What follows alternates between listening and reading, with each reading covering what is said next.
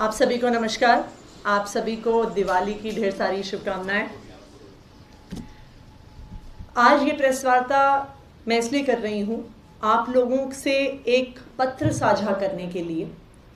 कल मैंने केंद्र सरकार के टूरिज्म मिनिस्टर श्री जी किशन रेड्डी को एक पत्र लिखा है। वो पत्र मैंने सुरेश पटेल जी, चेयरमैन सेंट्रल विजिलेंस कमीशन को भी उसकी कॉपी भेजी है और मैंने उसमें संबित पात्रा जी के chairperson Indian tourism development corporation से हटाए जाने की मांग करी है। ये पत्र है जो कल मैंने टूरिज्म मिनिस्टर और चेयरमैन सेंट्रल विजिलेंस कमीशन को भेजा है। इस पत्र में क्या क्या तथ्य हैं, इस शिकायत पत्र में क्या क्या तथ्य हैं, वो मैं आपसे साझा करना चाहूंगी।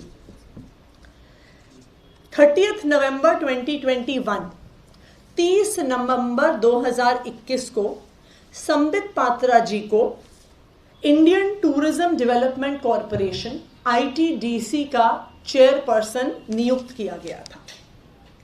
ITDC ministry of tourism central government के तहत आता है और चेयरमैन इंडियन टूरिज्म कॉरपोरेशन नियुक्त होने के बाद संबित पात्रा जी पब्लिक सर्वेंट की जो लीगल डेफिनेशन है उसके तहत शामिल हो जाते हैं।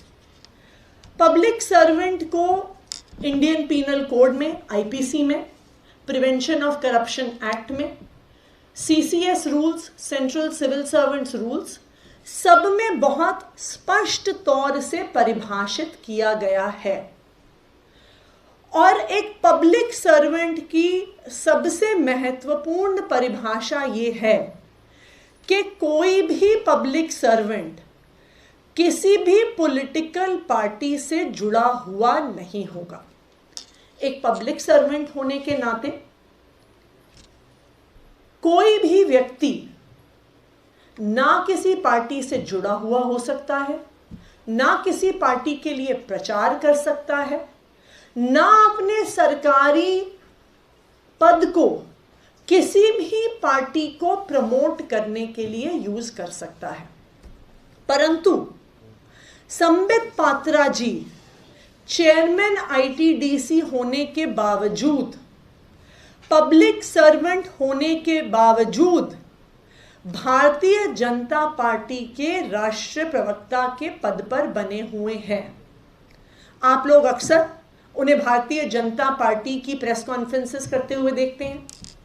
आप उन्हें अक्सर भारतीय जनता पार्टी की तरफ से टीवी डिबेट्स पर आते हुए देखते हैं। आप लोग अक्सर उन्हें भारतीय जनता पार्टी का चुनावी राज्यों में प्रचार करते हुए देखते हैं। ये टीवी डिबेट्स, ये प्रेस कॉन्फ्रेंसेस, ये चुनावी प्रचार बहुत स्पष्ट तौर से सेंट्रल सिविल सर्वेंट्स रूल्स का वायलेशन है। मैं आपसे ये शेयर करना चाहूंगी।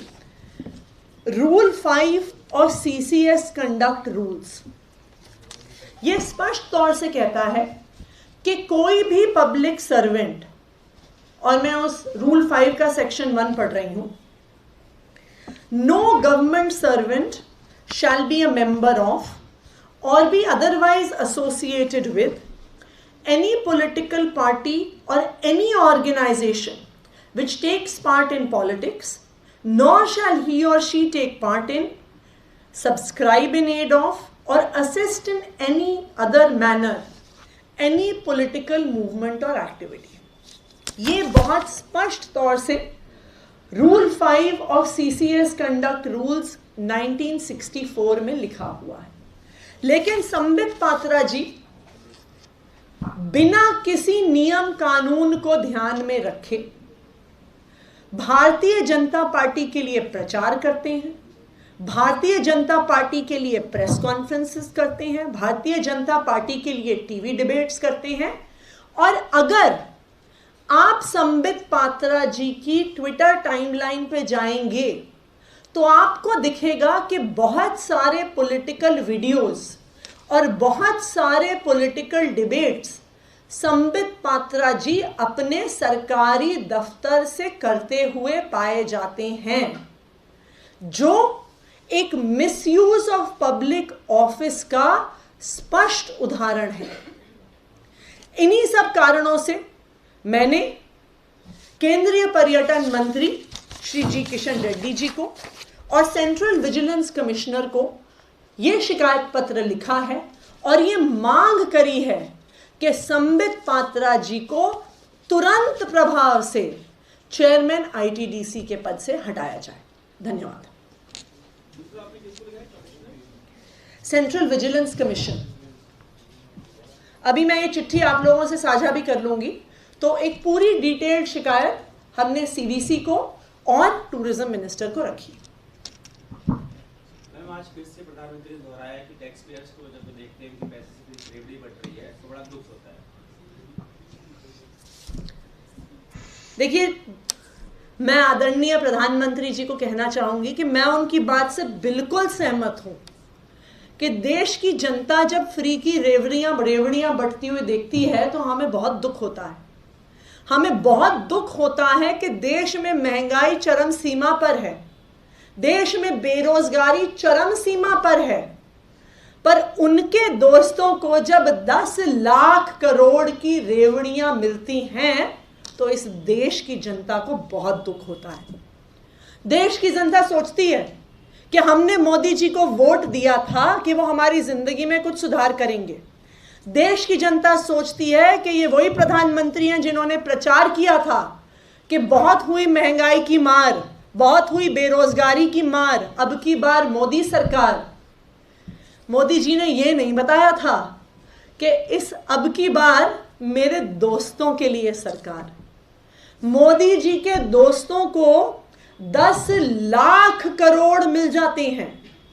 10 लाख करोड़ में पूरे देश के सरकारी स्कूलों को सुधारा जा सकता है, प्राइवेट स्कूलों से बेहतर बनाया जा सकता है। लेकिन मोदी जी ये नहीं करेंगे। मोदी जी को अपने सांसदों के लिए फ्री बिजली चाहिए, लेकिन अगर इस देश के गरीब आदमी को, आम आदमी को 200 यूनिट 300 यूनिट बिजली फ्री मिल जाती है तो मोदी जी के पेट में दर्द हो जाता है। मोदी जी अपने दोस्तों को तो 10 लाख करोड़ देते हैं, लेकिन अगर अरविंद केजरीवाल जी कहते हैं कि हम इस देश के युवाओं को बेरोजगारी भत्ता देंगे, 1000 रुपए 2000 रुपए महीना देंगे, तो मोदी जी के पेट में दर्द हो जाता है।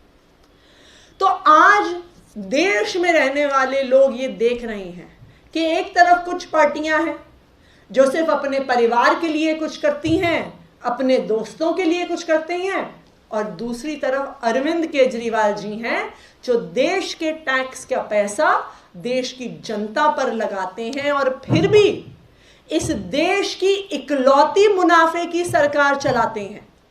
आप भारतीय जनता पार्टी के एक एक राज्य में जाके देखिए, आप मध्य प्रदेश में जाइए, उत्तर प्रदेश में जाइए, गुजरात में जाइए, लाखों करोड़ों के घाटे में चल रही हैं भारतीय जनता पार्टी की सरकारें। तो आज देश ये देख रहा है कि मोदी जी जो अपने दोस्तों को फ्री की रेवड़ियां बांट रहे हैं, उसी का नतीजा है कि एक आम आदमी महंगाई और बेरोजगारी से पिस रहा है। इसी से कनेक्टेड सवाल है, अभी तक की चीजें जो है आरोप प्रत्यारोप में चल रही थी, चुनाव आयोग ने सभी पार्टियों से पूछा था कि आप जिन चीजों को फ्री में देने की बात करते हैं, रिजल्ट कैसे बनाएंगे। 19 तारीख आखिरी डेट थी, आम आदमी का उसमें क्या रुख रहा है, क्या आपने मांग की? हमने चुनाव आयोग को वही बताया है जो हम हमेशा से स्पष्ट तौर से करते आए हैं। आम आदमी पार्टी ने, अरविंद केजरीवाल की सरकार ने ये दिखाया है कि हर आम इंसान के परिवार को अच्छी शिक्षा, अच्छी स्वास्थ्य की सुविधा, बिजली पानी फ्री दी जा सकती है मुनाफे की सरकार चलाते हुए। केंद्र सरकार की एजेंसी है सीएजी ने खुद अपनी रिपोर्ट में कहा है कि पूरे देश में एक इकलौती सरकार है जो मुनाफे में चलती है और वो दिल्ली की सरकार है। तो मेरा ये सवाल है कि जो बाकी पार्टियां, कांग्रेस, भारतीय जनता पार्टी सरकारें चलाती हैं, वो आम इंसान को तो कुछ देती नहीं है। तो कहां गए ये लाखों करोड़ रुपए? कहां से इनकी सरकार घाटे में आ गई? ये सब पैसा इनकी दोस्तों की जेब में गया है, इनके परिवार वालों की जेब में गया है।